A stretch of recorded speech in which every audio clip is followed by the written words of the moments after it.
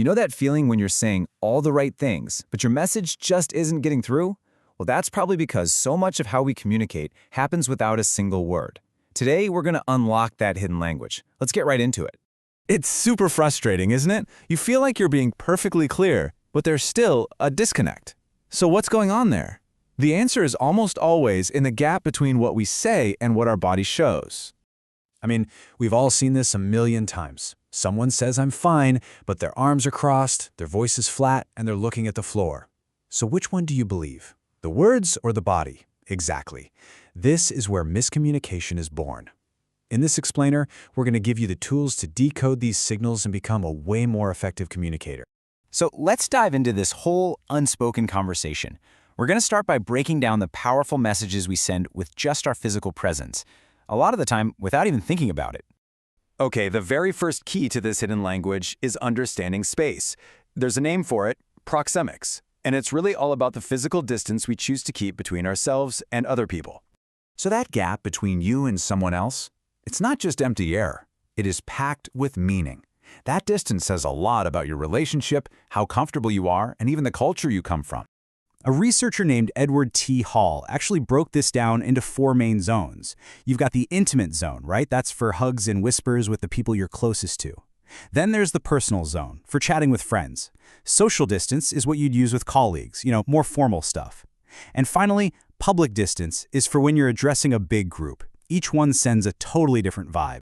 But here's the thing you absolutely have to remember. These zones are not universal.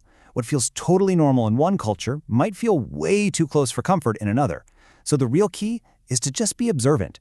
Watch how people react. If they take a step back, you've probably crossed a line. Just be ready to adjust. All right, so we've talked about space. Now, let's talk about what happens when we bridge that space. This is all about haptics, or the language of touch.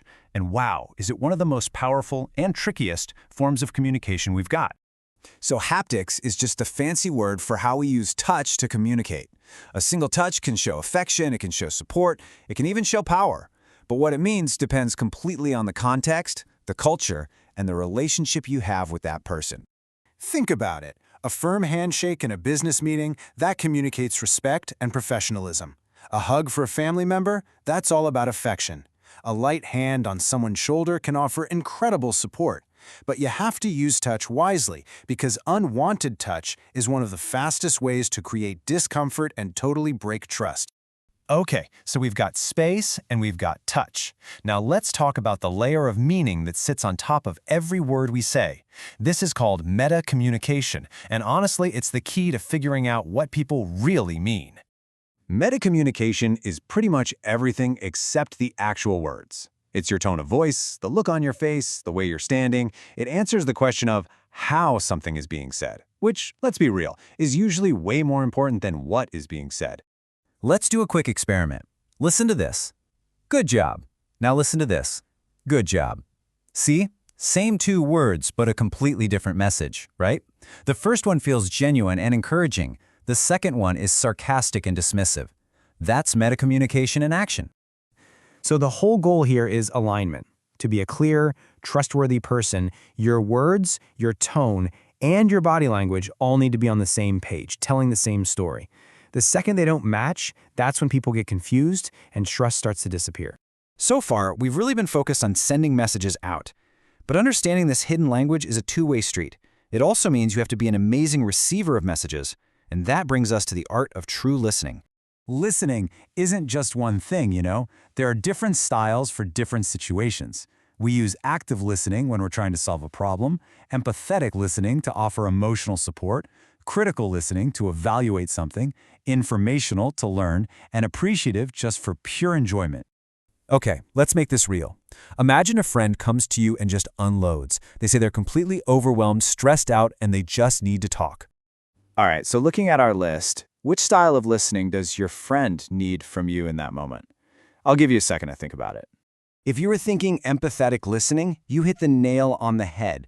Your friend isn't asking you to solve their problems or to judge their choices. They just need to feel heard and understood. The goal is providing emotional support, not just gathering facts. We have covered so much ground here: space, touch, nonverbal cues, and listening. So now, let's wrap this all up into a simple, practical toolkit that you can literally start using today. Here are your first 2 tools. First up, master your space. Just be aware of other people's comfort levels and pay attention to their body language. It's all about reading the room. Second, use touch wisely. In professional settings, just stick to a handshake, and always be sensitive to cultural and personal differences. And here are the next 2. Number 3, align your message. Just make sure your tone, your posture, and your words are all sending the same signal. This is how you build trust. And finally, number 4, really listen. Put your phone away, give the speaker your full attention, and ask questions to make sure you get it. So why does any of this really matter? Because mastering this hidden language is way more than just a neat trick. It's how you build real, genuine trust. It's how you navigate tough conversations and cut down on conflict. At the end of the day, it's how you build stronger, more meaningful relationships at work and in your personal life. So as you go about your day, I'm going to leave you with this one question to think about. With every move you make and every expression on your face, what unspoken message will you choose to send today?